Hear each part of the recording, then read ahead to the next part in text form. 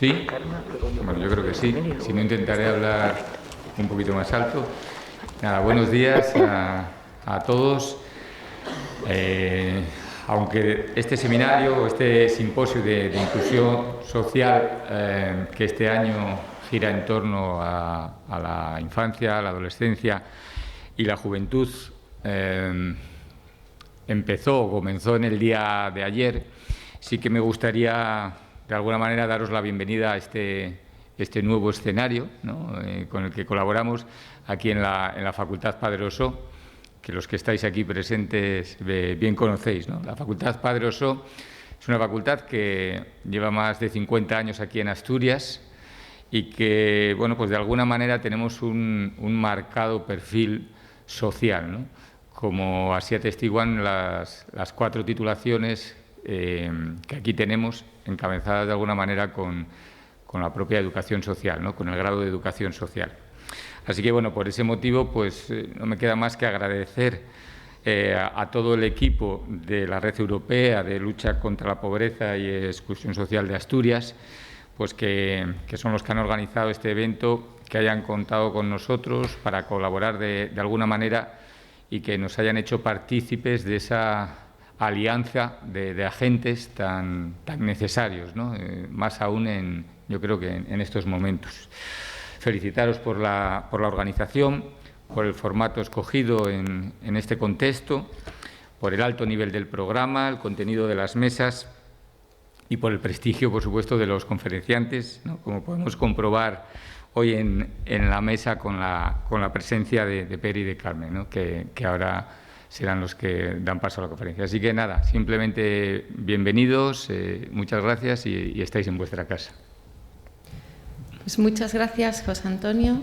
Por una parte de EAPN Asturias, agradecer igualmente la acogida que nos brindáis en el día de hoy, el ofreceros a ser sede de este simposio social, dar la bienvenida a las personas que nos están siguiendo en la conferencia a través de streaming y a las personas que estáis aquí en el día de hoy. La conferencia que a continuación escucharéis versará sobre conceptos relacionados a la participación y al empoderamiento como una fase previa. Nos hablará seguramente de la importancia de que todas las personas tenemos que sumar y sumar capacidades y voz para lograr esta inclusión social, que es un derecho al que debemos contribuir. Nos gustará, por tanto, que la pongáis en práctica, que participéis en esta sesión, que seáis proactivas las personas que aquí estáis, tanto en el chat online como aquí en directo. Y sin más, dar paso a lo importante que es la conferencia y el mensaje. Agradecer, como decíamos, tanto a la sede de la Facultad Padre Ossó como a las diferentes sedes de la Universidad de Oviedo, y que sea productiva la jornada y la conferencia. Gracias.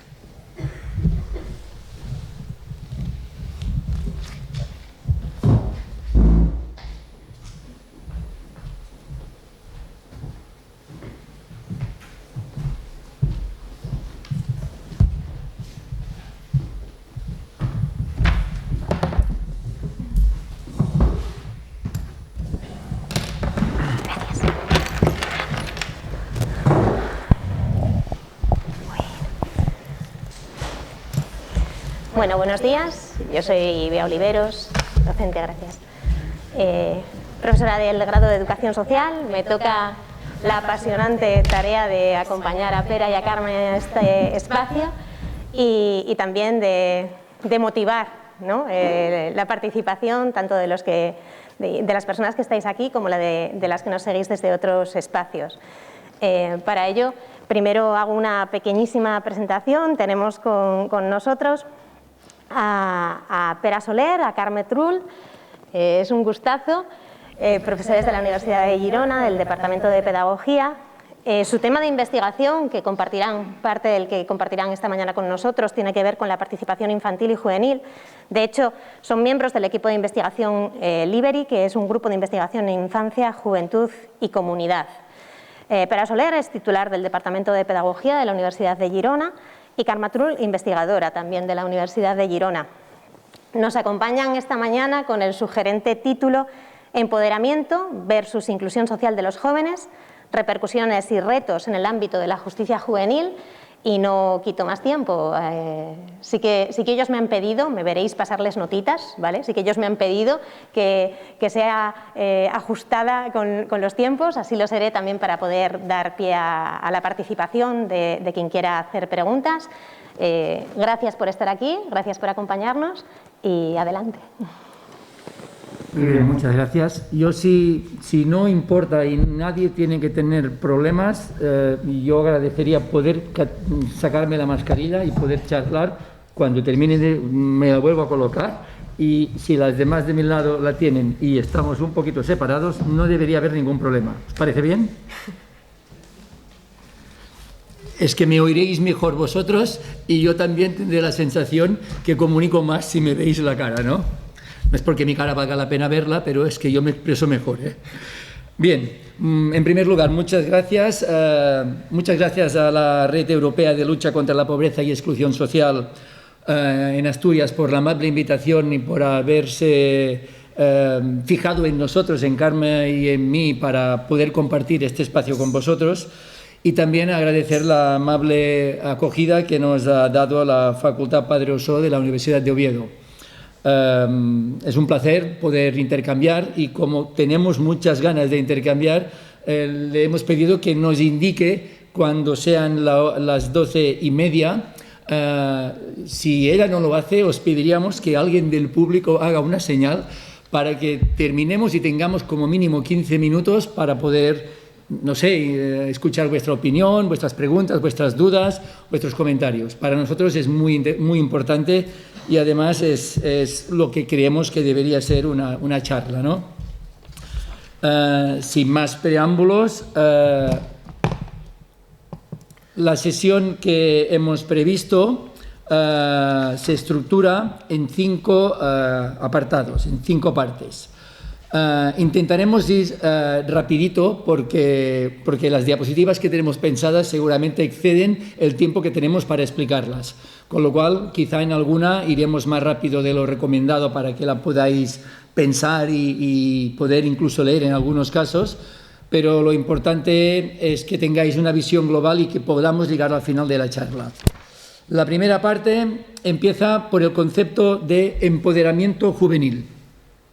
Es un término que se ha puesto de moda, mucha gente habla, probablemente a nivel coloquial vosotros mismos decís, es que este compañero está muy empoderado, ¿no? Es que se ha subido, ¿no? Tiene un subidón y está muy activo, muy convencido, muy capaz de...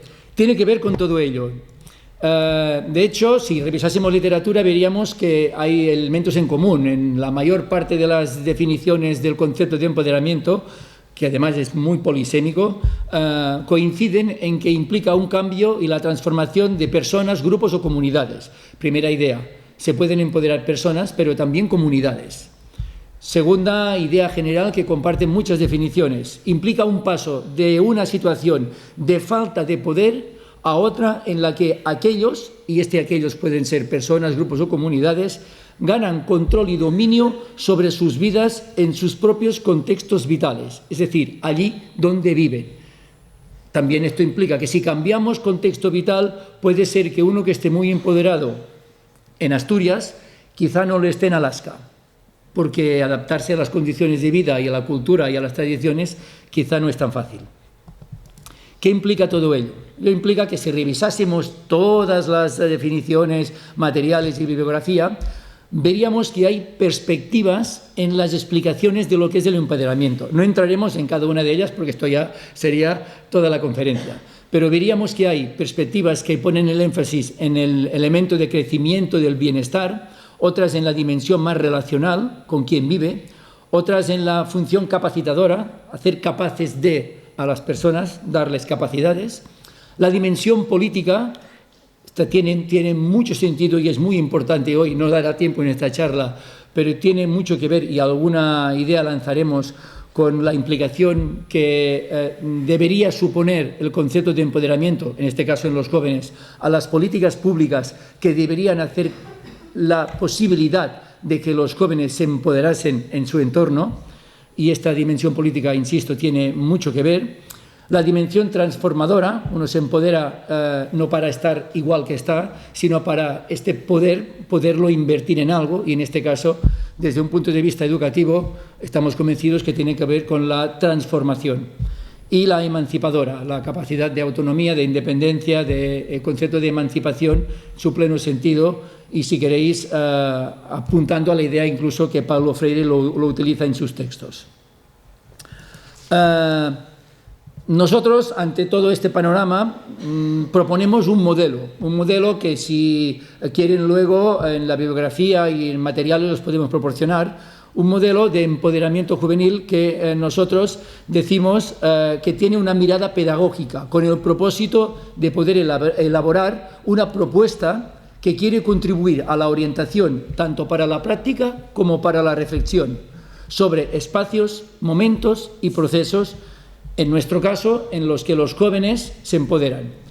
Hoy no nos va a dar tiempo, y que lo teníamos pensado inicialmente, a presentaros cuál es nuestra propuesta de espacios, de momentos y procesos. Esto lo vamos a saltar, pero con lo que daremos yo creo que hay material suficiente para poder provocaros un poco la inquietud, y esperamos que más dudas de las que tengáis en un inicio. De esto se trata. ¿Cuál es nuestro concepto concreto en el que trabajamos en nuestro equipo de investigación cuando hablamos de empoderamiento juvenil? Nosotros decimos, y ya voy al grano directo, me salto cuestiones, pero voy al grano, que cualquier concepto de empoderamiento debería considerar dos ejes, dos dimensiones, dos partes, dos secciones. La de la izquierda mía, derecha vuestra, que tiene que ver con el aspecto de capacitación, capacidades personales, formación, adquirir y desarrollar diversas capacidades personales. Aquí la literatura se pone bastante de acuerdo, hasta el extremo que algunas atribuyen únicamente la responsabilidad de empoderarse a los propios jóvenes. Si tú no encuentras trabajo, es porque no te has formado suficientemente y es por tu culpa. Estás así porque si tú te hubieses esforzado más, hubieses trabajado más, probablemente tu currículum sería mejor y tendrías mejores condiciones de vida. Con lo cual tienes que espabilarte porque tú te lo has buscado. Esta es una idea que algunas políticas aún siguen utilizando, atribuyendo la responsabilidad única al propio sujeto, en este caso al joven. Lo mismo ocurre con el tema de exclusión social, que probablemente habéis trabajado y conocéis. Hay quien cree que la gente que está en pobreza o está en una situación de marginación es por su culpa, es porque su familia no ha trabajado suficientemente, porque no son gente capacitada para hacer muchísimas cosas y con lo cual, ocupan el espacio que les toca en la sociedad. No sé si lo compartiríais, pero hay quienes pensamos que no, que las personas no están excluidas, no están marginadas porque quieren, no hay nadie que lo desee. Lo están porque las condiciones probablemente que se han encontrado, en las que han vivido, en las que han sufrido, es muy probable que si nosotros hubiésemos tenido las mismas condiciones y hubiésemos vivido las mismas experiencias, probablemente nos encontraríamos en un lugar parecido al suyo, en un sitio muy parecido al suyo. Esto quiere decir que la formación, la capacitación es muy importante, yo no estoy diciendo que no, pero que con ella no hay suficiente. En el lado derecho mío, izquierdo vuestro, hay el medio adecuado. Y aquí es donde nosotros ponemos no más el foco, pero quizá nos extendemos más, porque es la dimensión, el eje que interpretamos que frecuentemente las políticas públicas pasan por alto, atribuyendo la responsabilidad a la parte derecha vuestra, ¿no? ¿Qué quiere decir un medio adecuado? Pues quiere decir esto, el contexto, los recursos, la posibilidad de actuación. Me comprenderéis rápido. La mayoría de vosotras y vosotros quizá tengáis carnet de conducir, habéis tenido la suerte de tener esta capacidad, de aprenderla y domináis un vehículo. Pero es muy probable que no todos los que estáis en la sala tengáis un coche para poderlo conducir. Y uno se podría preguntar, ¿de qué sirve la capacidad de conducir el coche si no puedo ponerla en práctica? Porque no puedo manejar un coche. ¿De qué sirve que tengáis la capacidad de ser personas autónomas si cuando queráis marchar de casa y emanciparos no podéis adquirir un piso, una vivienda, donde poder ejercer vuestra autonomía como jóvenes? ¿De qué sirve? Y esta es la clave de todo. Las capacidades son imprescindibles, pero se han de poder ejercer en la práctica. Si no se ejercen en la práctica, ¿de qué sirve? El medio, las políticas públicas deben facilitar el ejercicio de estos derechos y de estas capacidades. Y decimos, por tanto, que un joven está empoderado porque puede decidir y actuar consecuentemente con aquello que ha decidido. Cuando uno hace esto, actúa sobre una realidad. ¿Cuál? Pues su propia vida, en primer lugar, lo que le pertoca directamente a él o a ella, y sobre la colectividad en la cual vive. De modo que esto acaba generando un círculo constructivo, un círculo transformador. En una parte de la diapositiva, en la medida que yo incido sobre la colectividad, intervengo sobre el medio, lo modifico, lo transformo, decíamos antes, y las posibilidades de actuación de la comunidad mejoran, crecen y se transforman, y en la medida en que yo incido, transformo mi vida, mis capacidades también mejoran, con lo cual esto se va retroalimentando. Y es como si hubiera dos círculos, uno en cada lado, que en la medida que yo me empodero a la comunidad, y esta capacidad de transformación me da más posibilidades de crecimiento.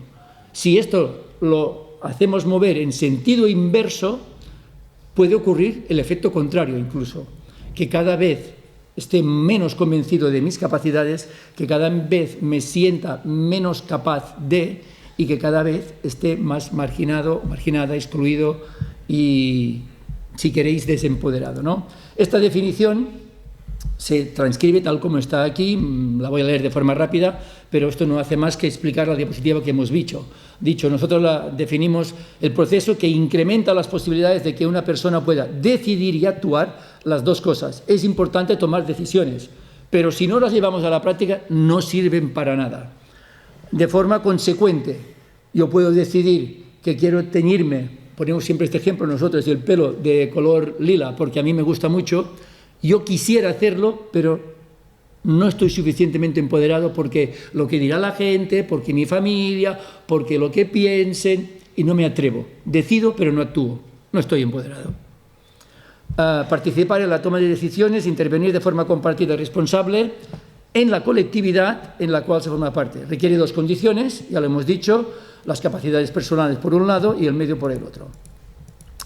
Esta definición se ha trabajado en el equipo de investigación y se han desarrollado en 9 dimensiones y 27 indicadores. Voy rapidito, ¿eh? Esto no nos lo hemos sacado de la manga, esto ha sido un proceso de discusión muy largo, muchos meses. Ha pasado una validación académica con la literatura académica publicada sobre estos materiales. Esto está todo documentado en artículos, si alguien quisiera tener acceso a ello, está todo publicado.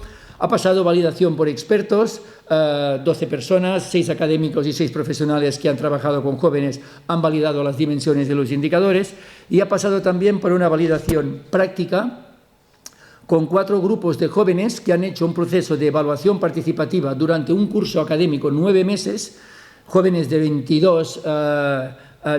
14 a 25 años, 22 chicas y 20 chicos, que han puesto en práctica a ver si estas dimensiones y sus indicadores coinciden con lo que ellos piensan, viven, sienten, opinan. Y además también se ha puesto en práctica con el relato de 6 jóvenes de 25 a 29 años que a través del relato de sus historias de vida se ha contrastado si en estos relatos se podían identificar y eran útiles los indicadores y las dimensiones. Todo ello ha dado lugar a esta tabla que ahora no vais a tener tiempo de poder leer. El objetivo no es que la leáis toda, el objetivo es que veáis cuáles son las 9 dimensiones. Nosotros entendemos que el empoderamiento se da en sentido pleno cuando se trabaja de algún modo la autoestima, la responsabilidad, la eficacia, la capacidad crítica, la autonomía, el trabajo en equipo, la identidad comunitaria, los metaaprendizajes y la participación. Y en cada caso estas dimensiones juegan un rol, un proceso de crecimiento. Hay quien tendrá más necesidad en una dimensión que en otra, pero todas deberían llegar a un mínimo posible para poder garantizar que un sujeto, en este caso un joven o una joven, está empoderado.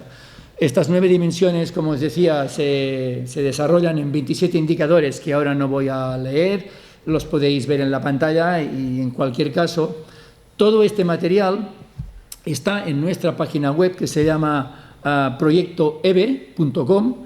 En esta página web veréis esto y muchísimas cosas más y todos los artículos y un montón de documentación. Y una de las cosas que hay en la página web es esto que se proyecta en la pantalla ahora, la rúbrica EBE. La rúbrica EBE lo que hace es tomar estos 27 indicadores y convertirlos en una rúbrica. Sabéis lo que es una rúbrica, ¿no? Hay escenarios y uno se ubica en el escenario que se encuentra más cómodo.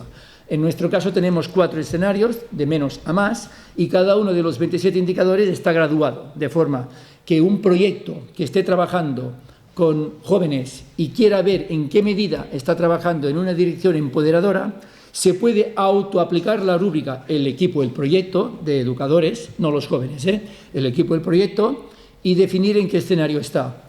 Y además le pide evidencias, que eso se rellenan en unos formularios que están en formato online en la web, y al final le saca un diagrama tipo telaraña, donde puede ver las 9 dimensiones, en qué medida están trabajadas, qué indicadores son los que están más avanzados y qué evidencias fundamentan cada indicador, con lo cual invita a una reflexión sobre la práctica que para nosotros es fundamental. No, ahora ahí vamos a entrar, no. Os invito a, si queréis, un día que lo probéis, podéis entrar, visitar la página web, pero si queréis utilizar todo el programa que está implícito, tenéis que poner un código y un password vuestro, que lo guardáis, porque genera una base de datos de cada entidad que va entrando. Esto ya lo podéis visitar y descubrir. ¿Qué hemos hecho además en nuestro equipo de investigación con relación al empoderamiento? Pues hemos elaborado un cuestionario que han contestado unos 800 educadores que trabajan en temas de empoderamiento juvenil, y a partir de algunas de sus preguntas, porque se pedían más cosas que ahora no vienen al caso, se les pedía qué estrategias metodológicas ponían, según los educadores, en práctica cuando trabajaban con jóvenes, y en su proyecto estaba explícito la voluntad de empoderarlos. Es decir, si no, esto no estaba en su proyecto, pues quizá no era oportuno. Pero cuando sí era oportuno, se les pedía, muy bien, ¿y esto cómo lo hacéis? Y ellos mencionaban esta lista de estrategias, un poco para que veáis dónde estamos. Quizá uno puede preguntarse, ¿y no tendría que haber más? No sé yo, dejo la pregunta. O quizá alguien diga, estas estrategias no son empoderadoras. De momento lo que decimos nosotros es que según los educadores que están en la práctica y trabajan con jóvenes, es a través de estas estrategias, según ellos, cómo se empoderan los jóvenes. Acompañar en el proceso de aprendizaje, educar en la gestión de las emociones, ayudar a construir una imagen personal positiva, crear escenarios para que tomen sus propias decisiones y asuman responsabilidades, desarrollar de manera flexible las acciones educativas previstas, adaptar acciones educativas a las características personales, utilizar metodologías activas y participativas, integrar Internet en las redes sociales en las acciones educativas, desarrollar el proceso educativo conjuntamente con personas jóvenes, gestionar sus situaciones difíciles, trabajar la resiliencia, potenciar el desarrollo de capacidades comunicativas y de negociación, crear espacios para la reflexión sobre los resultados de sus propias acciones, fomentar el trabajo colaborativo, utilizar la comunidad como recurso educativo, promover la reflexión acerca del propio proceso de aprendizaje, es decir, el metaaprendizaje, y regular la presencia del educador en función de las necesidades. Hasta aquí el primer bloque de la presentación, y el segundo, que es mucho más cortito. Únicamente queríamos poner de relieve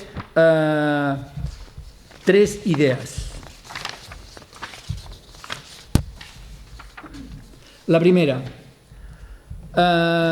cuando hablamos de empoderamiento, que ya lo hemos definido, no lo he dicho antes porque queríamos decirlo ahora, se ponen en juego habitualmente 3 conceptos: poder, educación y participación.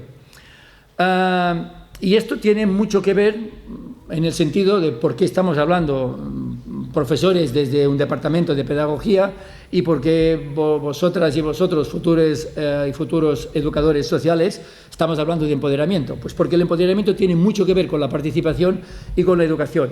Hasta tal punto que uno podría decir que es difícil que se den cualquier de estos tres conceptos sin tener en consideración los dos restantes. Y os dejo la pregunta porque ya he dicho que queríamos provocar. ¿Es posible participar sin empoderar y sin educar? ¿Es posible educar sin empoderar y sin participar? ¿Es posible participar sin que haya un proceso educativo y el empoderamiento? Empoderar a los jóvenes no significa dotarlos de mucho poder, porque uno podría preguntarse a costa de quién también, ¿no? Sino de repartir y socializar más y mejor el poder existente, aprender todos a compartirlo. Y esto, que podría parecer muy fácil y elemental, es fundamental, es vital, porque esto replantearía muchísimo las situaciones educativas en muchos ámbitos. Os invito a que os penséis qué implicaría esto en la educación primaria, qué implicaría esto en la educación secundaria, qué implicaría esto en la universidad y qué implicaría en cualquier espacio que se quiera definir como empoderador. Lo dejo para debate si queréis. Recordad que además empoderador también tenía que ver con educación. Si no hay poder, si no hay este espacio de compartir, quizá la educación no se da plenamente y esto podría replantear la función de muchos centros educativos. Tercera idea que decía en esta diapositiva. Si esto fuese cierto y que se trata de compartir el poder, ¿con quién deberíamos empezar más urgentemente? Pues por supuesto con aquellas personas, grupos o colectivos que justamente disponen de menos poder. Y aquí seguro que pensáis en muchos colectivos concretos a los que se debería dar voz, espacio de participación y mejorar los proyectos educativos. Y esto nos lleva a hablar de inclusión. Si buscaseis en el diccionario de la Real Academia Española de la Lengua la definición de educación, os encontraríais poner algo o alguien dentro de una cosa o de un conjunto, o dentro de sus límites. Nosotros, desde nuestra definición de empoderamiento, no estamos de acuerdo con esta definición. No estamos diciendo que el diccionario no defina bien el término. Estamos diciendo que desde un punto de vista educativo nos parece que esta definición podría presuponer que se trata de adaptar a los jóvenes a un modelo de sociedad existente dentro de sus límites, a que encajen, a que se inmiscuyen dentro de los planteamientos que tiene una generación precedente, adulta en este caso, ¿no? Y no estamos del todo convencidos de que se trate de esto. Por eso decimos que este planteamiento podría dar lugar a muchos proyectos que fuesen adultocéntricos y que se confrontasen con la idea de empoderamiento que hemos planteado. Y es por esto que decimos, entendemos nosotros que el concepto de inclusión se puede dar también en el sentido de no excluir a ninguna de nuestras acciones, proyectos o propuestas a determinados sectores de población. Es decir, a los que están excluidos, pues no se deberían excluir, se deberían incluir. Pero esto implica comprender en qué medida el medio, el contexto en el que viven, determina y condiciona sus actuaciones, porque de lo que se trata es de que el progreso y el compromiso social solo es posible si la educación se vincula con la política y la práctica. ¿Qué queremos decir? Queremos decir que el sujeto, que en este caso los jóvenes, deben ser dueños de su futuro, de su modelo social. Hay uno de los debates en estos momentos de actualidad plena que tiene que ver con el medio ambiente. Si preguntásemos a muchos jóvenes y a muchas jóvenes que están movilizados por el tema del medio ambiente, si están de acuerdo con la sociedad a la que los poderes existentes les quieren delegar en un futuro, dirían que no están de acuerdo. Que se empodere esta generación es fundamental. Y que se empodere no en este sentido de adaptación a un modelo existente es vital, además. Es vital. Porque, y esto ya es una opinión muy personal, si nos hemos de confiar que únicamente la generación adulta que dispone del mayor poder en este momento va a cambiar las condiciones de vida en el sentido de nuevas generaciones no parece que hoy esté muy en esta línea. Depende quizá más de las nuevas generaciones. Y entramos en este punto concreto en el tercer apartado y ahora cedo la palabra a mi compañera Karma.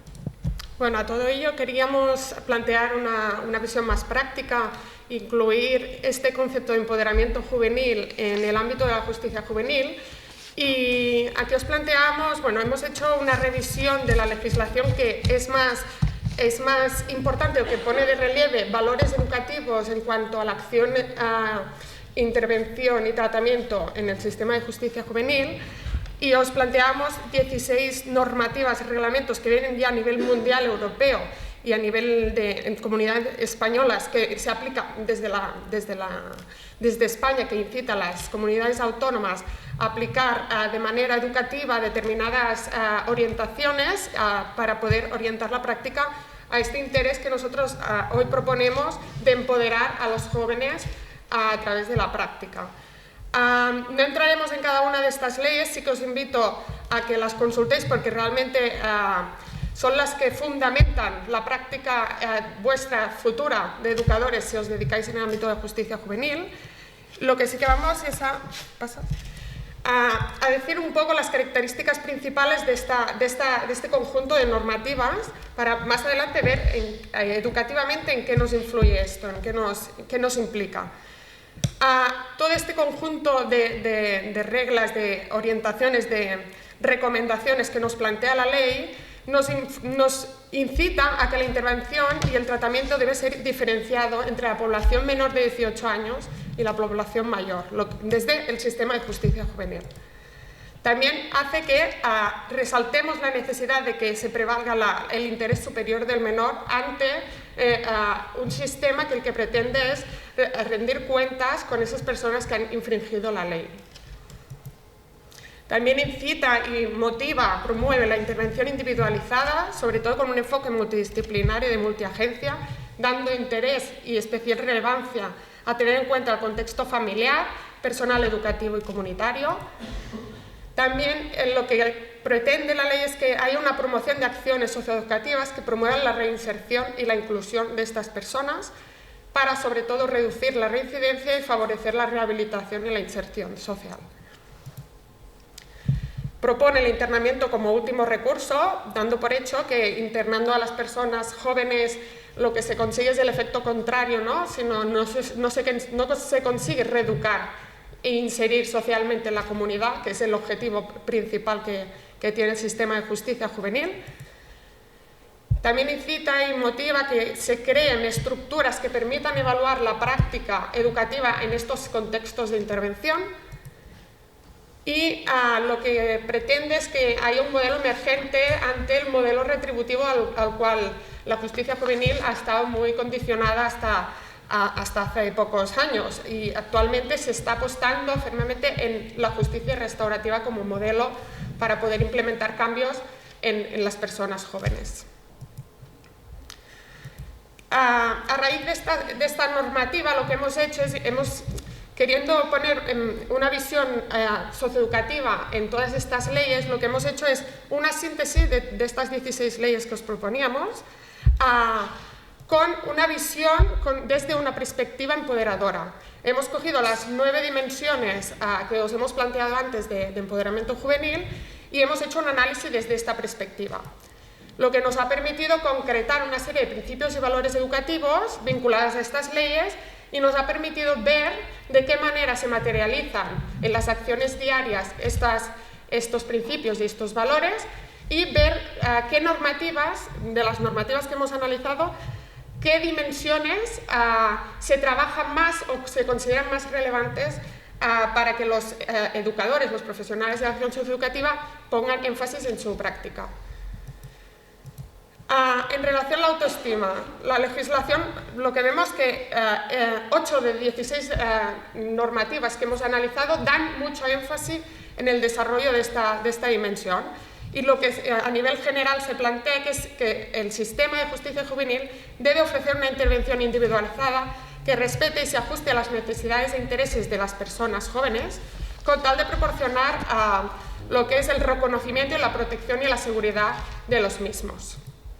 En cuanto a responsabilidad, hemos detectado que hay un interés también en abordar esta dimensión. 6 de 16 normativas ponen especial énfasis en la necesidad de trabajarla, en el sentido de trabajarlo promoviendo que la persona se haga responsable del delito a través de la asunción de compromisos, tareas y funciones durante el proceso judicial. En cuanto a la eficacia, vemos que no hay tanto énfasis en la legislación, pero aún así también se pretende abordar desde esta perspectiva, y lo que se recomienda es estructurar una intervención basada, ¿no?, en el trabajo metódico y constante de las habilidades, los compromisos, para poder trabajar la actitud y la conducta de manera regular y no que no sea un proceso instantáneo o momentáneo, ¿no?, sino que sea un proceso a lo largo del tiempo.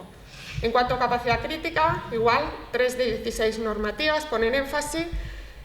¿Qué es lo que dice la normativa? Lo que pretende es fomentar la reflexión, la conciencia y la sensibilización de las personas jóvenes alrededor de su situación y su problemática, que sean conscientes de lo que ha pasado, por qué han llegado a esa situación que les ha llevado a realizar esos actos, y que hagan reflexiones y sean críticos sobre su situación.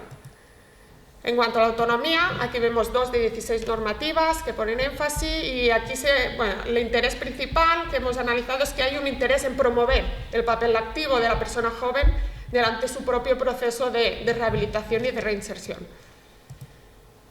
La dimensión de trabajo en equipo, 5 de 16 leyes, y lo que definen es el interés de proporcionar herramientas y estrategias para que la persona joven aprenda a relacionarse, a cooperar, a relacionarse con otras personas y a crear, no solo individualmente, sino a co-crear con otras personas, ya que se entiende que el sujeto no es una persona individual que vive en un contexto único, sino que hay muchas personas de las cuales necesita convivir y compartir para poder vivir en colectividad, que es lo que defendemos. En cuanto a identidad comunitaria, vemos 5 de 16 leyes. Y lo que dice la ley principalmente es la necesidad desde el sistema de justicia juvenil, estimular el conocimiento, la implicación activa, las relaciones del trabajo, de cuando está el joven cumpliendo una medida judicial, que haya una interacción del joven con la comunidad y que se construya, ¿no?, a partir de esta relación. Metaaprendizajes, que el sistema de justicia juvenil debe proporcionar un tratamiento educativo que permita adquirir y consolidar, mejorar conocimientos, actitudes y capacidades individuales y colectivas. Y finalmente, en cuanto a la participación, vemos que se pone énfasis en 3 leyes principalmente, y lo que comenta la legislación es la necesidad de trabajar la implicación del joven en todas las acciones para que, lo que vamos repitiendo, la necesidad de que se comparta y se conviva con las demás personas y se hagan cosas en común. Con todo ello vemos que la legislación propia del ámbito de la justicia juvenil trata de manera directa la necesidad de que la educación, la intervención sea educativa en estos contextos de intervención, y la enfoca de manera directa, aunque no sea explícita, hacia el concepto que nosotros defendemos de empoderamiento juvenil, aunque sí que es cierto que hay ciertas dimensiones que se consideran más relevantes o que se considera que se necesita trabajar más desde este contexto, y de otras que menos. Por ejemplo, vemos que la autoestima es la dimensión que más énfasis se pone, y la autonomía es la que menos.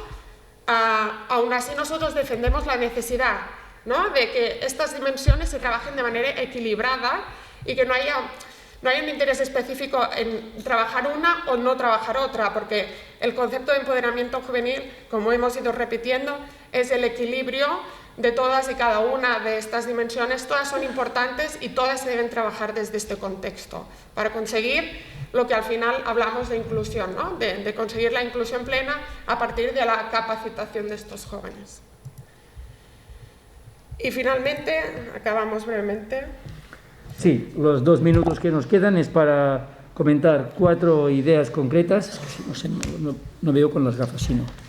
La propuesta, 4 ideas muy rapiditas, muy rapiditas. La primera, de la experiencia que llevamos trabajando nosotros, creemos que elaborar modelos, recursos, instrumentos como el que hoy os hemos presentado en la rúbrica, pero tenemos alguna herramienta más en la página web, es fundamental para que los profesionales tengan donde fundamentar algunas de sus acciones y que les invite a la reflexión y a la mejora del ejercicio profesional.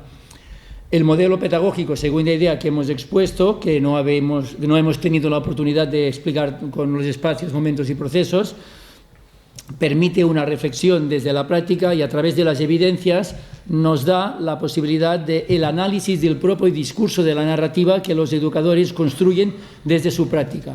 Esta pensamos que también es otra vía a explorar y a potenciar en la investigación educativa, pero también desde la propia práctica, desde la investigación-acción en el terreno. Tercera idea, hemos hablado del empoderamiento de los jóvenes, pero para ello también es fundamental el empoderamiento de los educadores que trabajan con los jóvenes. Y la cuarta idea, evitar, porque también uno podría malinterpretar la herramienta que hoy hemos presentado de forma muy rápida, determinadas propuestas de control y evaluación a partir de indicadores descontextualizados que puedan poner en duda la autonomía de los profesionales y su función de acompañamiento. Esto también creemos que es importante resaltarlo. Y finalmente, y lo dejo proyectado por si queremos luego entrar en estos retos, queríamos establecer unas 7 retos que consideramos que nos han surgido como reflexión a nivel de conjuntar el concepto de empoderamiento juvenil con la legislación, ¿no? que se nos presenta, el panorama que se nos presenta, y hacerlos referencias a estos retos en el ámbito de la justicia juvenil. El primero planteamos el reto, ¿no?, de garantizar intervenciones desde el Estado que reconozcan las identidades, las subjetividades y las prácticas juveniles para poder orientar bien la práctica. El reto también de no mostrar un modelo rígido, sino ser flexibles en la intervención en el momento de atender a las personas jóvenes, de mayores de 18 años, porque el concepto de juventud a día de hoy, ¿qué es joven hoy en día? Una persona de 20 años no es joven. El sistema de justicia juvenil atiende a menores de 18 años, entonces, ¿qué pasa? Que a partir de 18 años estas personas ya están preparadas para que se les atiende desde un modelo adulto, como centros penitenciarios, por ejemplo, estas restricciones que no atienden a estas identidades o estas prácticas juveniles. El tercer reto, la importancia, ¿no?, de ofrecer un protocolo legislativo claro y preciso que oriente con garantías esta acción educativa hacia la inclusión. Evitar correr el riesgo, cuarto reto, del concepto individualista del empoderamiento. Ya hemos visto que uno se empodera en base a las capacidades, pero en base al contexto en donde se relaciona. Entonces, la justicia juvenil, las medidas del ámbito de la justicia, deben tener en cuenta la importancia de incluir la comunidad en toda su acción educativa para poder favorecer este empoderamiento globalizador. En el quinto reto, promover la inclusión social de jóvenes a través de la importancia del acompañamiento y la supervisión. Sexto reto, unificar y consensuar criterios y pautas que permitan evaluar la práctica educativa. Siempre intentamos subrayar la importancia de evaluar todo lo que hacemos para poder ver qué es lo que funciona, qué no funciona y qué necesita de mejora para poder implementar cambios y transformaciones en todo lo que hacemos. Y finalmente, y acabamos con el reto, ¿no?, de evitar confundir la justicia restaurativa, que es un modelo emergente ahora, que hay un poco de confusión porque hay determinadas prácticas que se confunden en la justicia restaurativa, como puede ser la mediación. Y la mediación es más un proceso de buscar un acuerdo, en tanto que la justicia restaurativa lo que implica es que el joven sea activo en su proceso de reinserción y de reeducación, y lo que le implica es hacer frente al daño causado implicándose en todo el proceso de rehabilitación. En todo ello, muchas gracias por vuestra atención y estamos a vuestra disposición para cualquier duda, comentario o sugerencia que nos quieran hacer. Muchas gracias.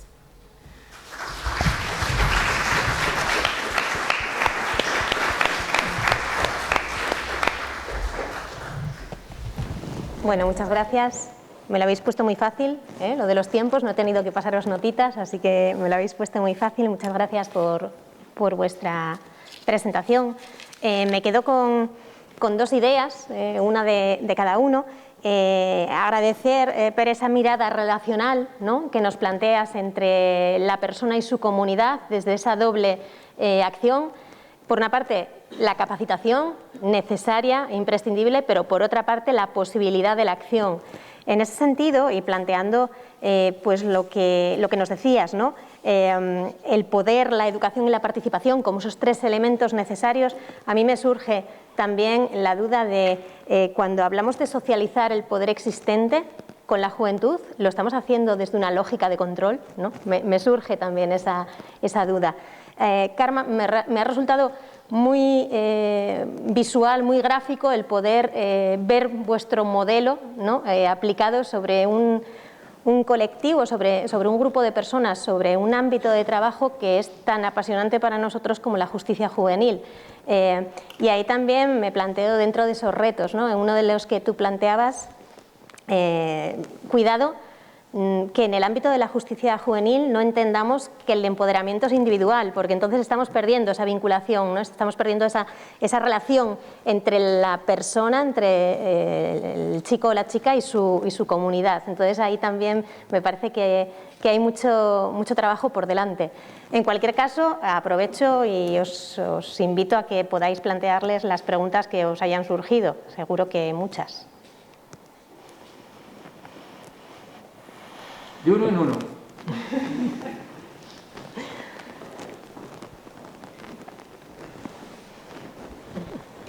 Bueno, primero de todo, muchísimas gracias por abrir todo vuestro trabajo, ¿no?, y todo vuestro saber, investigación, ¿no?, y puesta en práctica del modelo, de un tema que muchas veces se dice que es muy difícil de medir, que es muy difícil de abordar, ¿no?, porque es como que entra todo.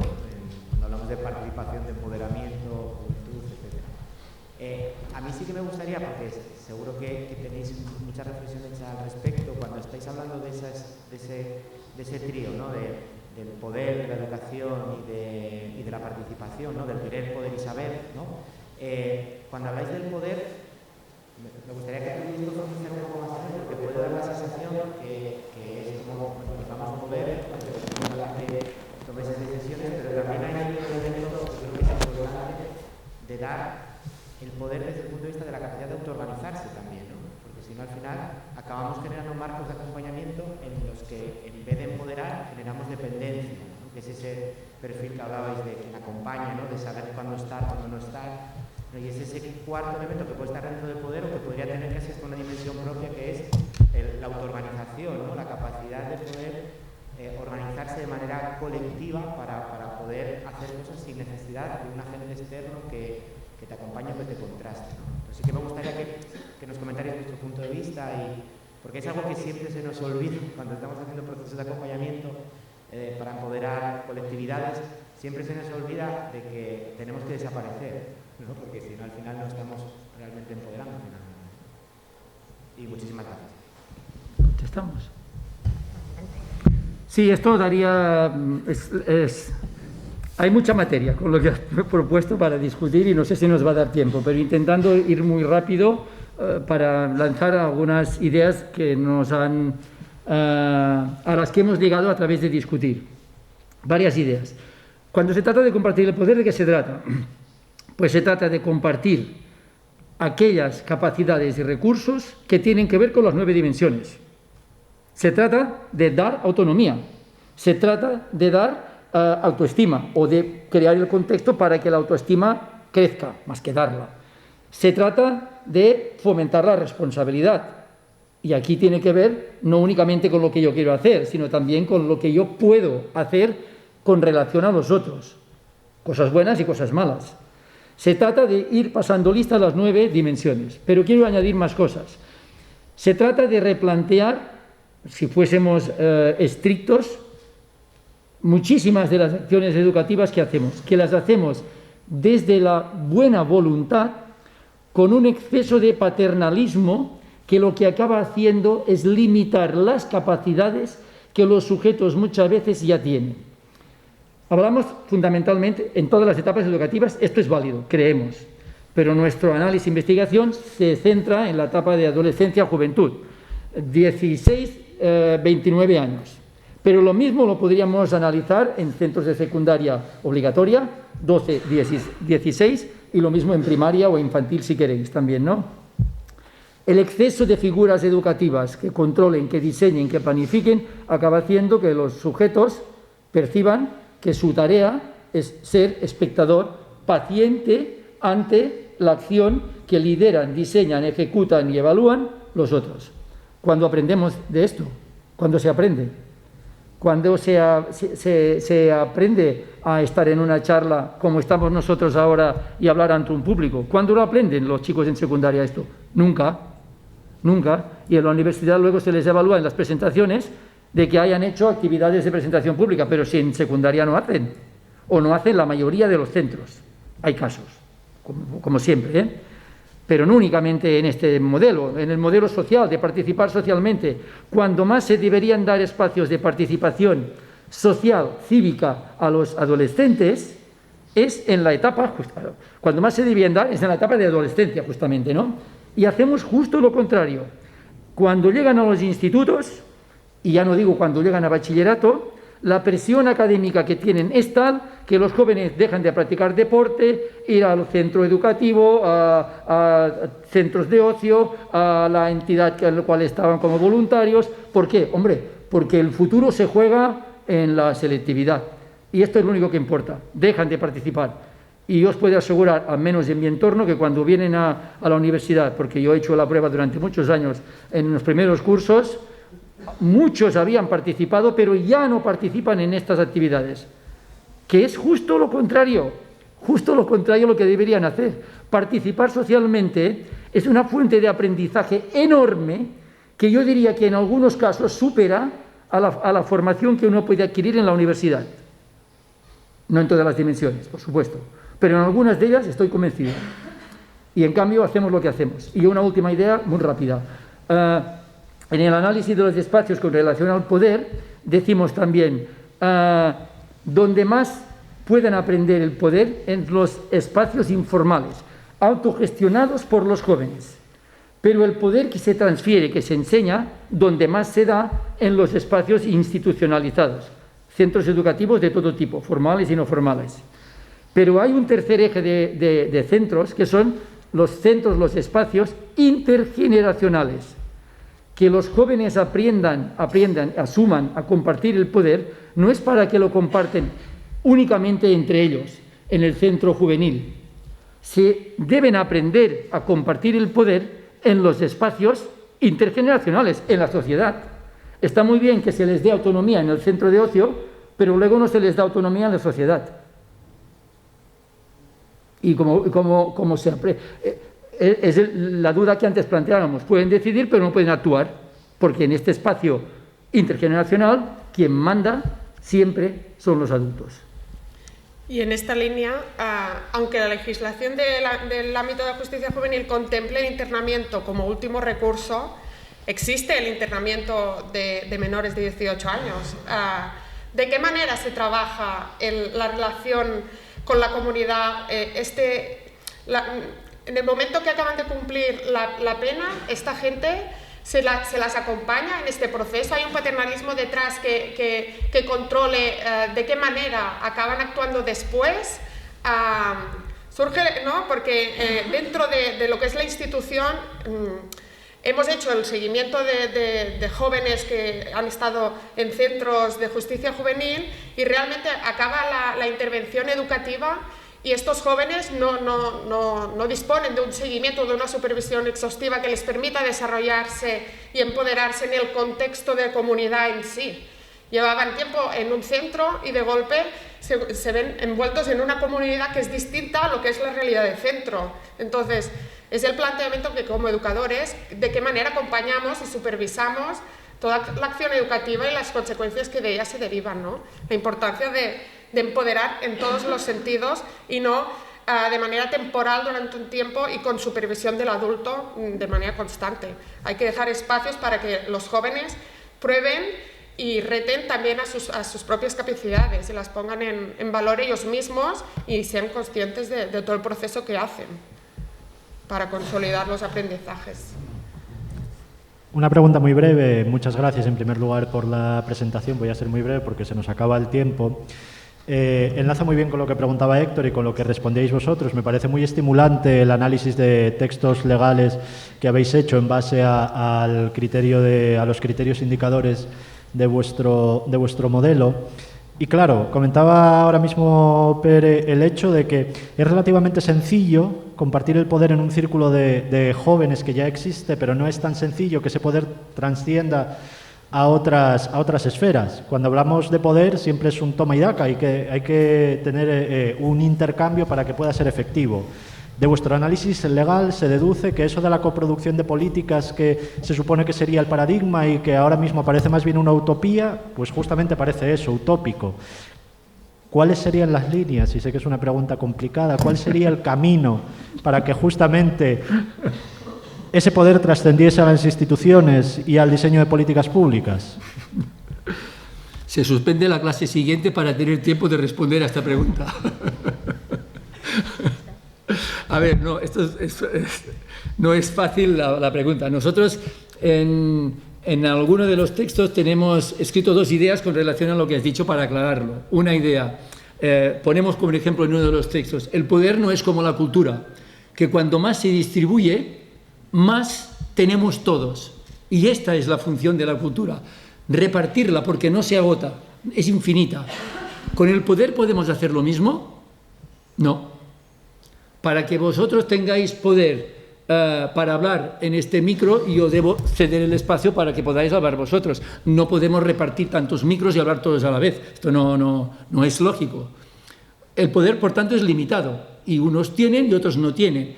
Y lo que decimos no es enfrentar ni generaciones, por supuesto, ni comunidades, ni colectivos. No. Se trata de aprender a compartirlo de modo que todos podamos llegar al máximo de nuestras capacidades ejerciéndolas. Y esto supone poner unas normas de convivencia, por supuesto. No supone replantear el modelo social en el que estamos. No hemos llegado a este nivel. Pero sí que a nivel educativo supone poner en juego estrategias que no utilizamos. Y ahora la pregunta iba, ¿supone un replanteamiento de la política pública? En algunos casos sí. ¿Por dónde empezar? No sé, no hemos llegado a este nivel de conclusión, de concreción, pero sí hemos dicho en una diapositiva que no hemos proyectado que había 3 niveles, maso, macro y micro. ¿Sigue esto operativo? Está oculta. No estará. Bueno, no, la tenemos oculta, da igual. En el macro lo que planteábamos es cómo se aborda el empoderamiento de los jóvenes desde las políticas públicas y entre ellas, de forma prioritaria, por supuesto, las políticas de juventud. Porque las políticas de juventud, ya lo sabéis, no deberían ser únicamente políticas de ocio, tiempo libre y asociacionismo.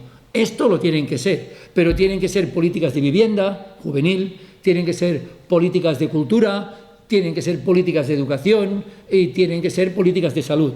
Como mínimo, estas 4 deberían ocupar una parte importante de todos los planes de juventud. ¿Por qué? Únicamente las condiciones de vida de los jóvenes se pueden cambiar si se toca la educación, la salud, la vivienda y la ocupación. Estas 4 son fundamentales. Sin ellas, los jóvenes, entendiendo por jóvenes 16, 29 años, ya podrían hacer muchas actividades de tiempo libre y mucho deporte. Que esto les va a ser muy útil, insisto. Yo no estoy diciendo que esto tiene un potencial transformador enorme, pero las condiciones de vida se cambian tocando estas 4 cuestiones. ¿Cómo está el poder aquí? ¿Qué papel juegan los jóvenes? ¿Qué espacios de discusión, de reflexión, de propuestas, de acción, de planificación, de diseño, de evaluación se da en estos 4 sectores? En el de la salud, incluso, los jóvenes pueden decir, hacer, opinar muchísimo más de lo que están haciendo. En la ocupación, por supuesto. En la vivienda, escucharlos. Y en la educación, en todos los niveles. Pero si hablamos de juventud, yo pondría el foco ahora en lo que son, como mínimo, la secundaria y, por supuesto, los estudios que hay después de la secundaria. ¿Cómo se planifican estos estudios? Se planifican igual que en infantil. Los currículos son como son y los chavales vienen, se sientan y así trabajamos. ¿Y si pensásemos un modelo donde los roles exigiesen mucho más a todos ellos? no pondrían en juego sus capacidades y sería una forma de ejercitarlas y de aprender a decidir y actuar consecuentemente. ¿Tendría beneficios esto? Nosotros pensamos que sí. Y luego, si esto es en el nivel macro, en el nivel micro serían qué programas, qué servicios, cómo impacta esto, y en el nivel micro sería cómo se prepara a los educadores para trabajar en este modelo y cuál debe ser su presencia y ausencia en muchos espacios. Hay momentos en que quizá la mejor actuación es no estar presente. Lo que quiere decir es que no esté, está, pero no presente, porque estando presente ocupa un espacio de protagonismo, de lideraje, que ya no es lo mismo. Esto es lo que ocurre en una clase. Cuando el profesor se va, ¿es que la clase cambia? No es la misma. Y cuando el profesor está, aunque esté sentado en un rincón, no es lo mismo. ¿Alguna pregunta? Yo voy a trasladar las preguntas del chat. Hay dos preguntas de Esteban Agulló. La primera sería, ¿cómo empoderar a los adultos trabajadores educadores que trabajan con los jóvenes teniendo en cuenta los modelos tradicionales adultocéntricos de la educación pedagogía actual? Y la siguiente pregunta sería, ¿qué espacios públicos les quedan a los jóvenes cuando buena parte de ellos están privatizados o están pensados más allá de los intereses de la juventud? Los espacios de botellón, por ejemplo, alude.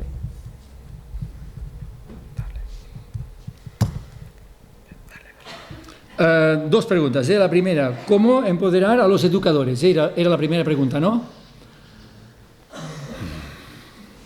Muy difícil. Yo creo que con lo que he dicho antes hay algunas pistas. La primera pista de todas es a través de la formación de los educadores, dándoles, yo creo, más espacios en la propia formación de que asuman responsabilidades, asuman autonomía, asuman eficacia, asuman participación. Es decir, si repasáis las 9 dimensiones, yo diría pensar un plan de estudios donde estas 9 dimensiones jueguen un foco central en el planteamiento global. No digo en asignaturas, no estoy proponiendo convertir las dimensiones en asignaturas, pero que cada asignatura diga, a mí esto que me interpela y qué puedo aportar yo desde mi espacio educativo. Esa sería una idea. La otra idea sería los educadores que están en la práctica, pues planteándose su presencia, su ausencia, su forma de interpelar, de intervenir, sea en el ámbito que sea, justicia juvenil o sea en un centro abierto en la calle, da igual, o el educador de calle, da igual, o un centro de ocio. ¿Cómo me relaciono yo con ellos? Y estoy convencido que muchos educadores verán que están en un rol adultocéntrico, ¿no? Oye, ¿puedo ir allí o puedo hacer? A ver, hay cuestiones que no deberían plantearse en espacios justamente que quieran ser educativos, porque lo que se trata es de que puedan ejercerlo. Yo insisto, las cosas se aprenden, la mayor parte del aprendizaje en nuestra vida lo aprendemos cuando lo ponemos en práctica, no cuando lo leemos, no cuando lo vemos, cuando lo asumimos como algo que me afecta y que yo pongo en práctica. Pero y en relación a esto, la importancia de poner en práctica, pero la formación reflexiva y crítica de lo que hacemos y cómo lo hacemos para poder ver hacia dónde queremos ir y queremos cambiar, porque no sirve de nada que creemos espacios para que los educadores hagan, pero que no puedan reflexionar sobre lo que están haciendo y qué están consiguiendo con ello. Es el problema de que muchas veces las instituciones no tenemos tiempo de evaluar y actuamos por minimizar, ¿no?, recursos, y al final no evaluamos nuestra acción educativa y se acaban reproduciendo modelos que no nos interesa reproducir, porque lo que conseguimos es desempoderar a las personas a las que estamos atendiendo. Y respecto al espacio público, esto también es para otra sesión única, pero para decir algunas cosas y provocar, para provocar más que resolver. El espacio público está diseñado desde una visión adultocéntrica. Tiene que ver con lo que decíamos, es un espacio de poder, el espacio público también. Está pensado para los negocios, para los comerciantes y para la vida de la población adulta. Sabéis que el modelo que promulga Tonucci es un espacio público, es una ciudad pensada a medida de los niños. Esto lo habéis oído o leído, ¿no? Supongo. Pasar revista al espacio público que tenemos, cómo nos movemos, cómo está pensado, quién domina qué espacio han ganado los bares, las terrazas, la restauración, la calle entera.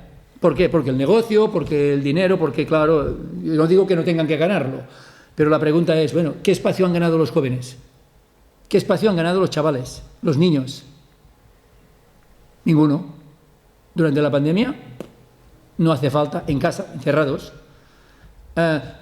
La psicología que nos dice en la etapa de la adolescencia y la juventud es que no es que sea una necesidad vital en todas las edades, que lo es que es la primera necesidad que tienen los adolescentes, la del contacto con los otros, la descubierta de uno mismo a partir de los otros. Y los otros no son su padre y su madre, ni su hermano o hermana. Los otros son los iguales. 1 año y pico con distancia social. ¿Cómo lo han vivido estos jóvenes? Ahora tenemos las consecuencias de las cifras que nos salen. Y no ha terminado. ¿Qué hemos hecho en el espacio público? Pues nada. Tacharlos de que con los botellones son un foco de propagación y se emborrachan y se drogan y hay abusos sexuales, todos los males que queráis. Hay un artículo de Javier Elzo que ha salido en la prensa hace poco, os recomiendo que lo busquéis, respecto a los botellones. Un estudio que han hecho desde el País Vasco pone sobre la mesa de que no es cierto. No ha habido ni más abusos sexuales en los botellones de los que hay en los centros de ocio encerrados, ni se ha consumido más alcohol en el espacio público que en los bares y centros de ocio nocturnos, ni hay más drogas en estos espacios que en el otro. Por una razón pública, en los espacios encerrados es mucho más difícil que esto salga a la luz pública. En el espacio público, digamos que es más fácil que salga a la luz pública. ¿Qué se ha puesto de relieve? Pues que hay una oportunidad de relacionarse sin tener que pagar entrada y sin tener que hacer una consumición obligatoria. ¿A quién interesa esto? ¿A los adultos o a los jóvenes? Lo dejo aquí. Bueno, tenemos que cerrar ya esta conferencia, este espacio de encuentro. Gracias, Carme, gracias, Pere. Yo al menos sí que me siento interpelada y espero que los poderes públicos también, ¿no? En esto que avanzáis sobre que la legislación tiene que tener en cuenta mucho más cuestiones que el ocio. Gracias a todas las personas que habéis participado, tanto desde aquí, estudiantes, alumnas y alumnos de educación social. Gracias también a los que nos seguís desde otros espacios y finalizamos este encuentro. Gracias.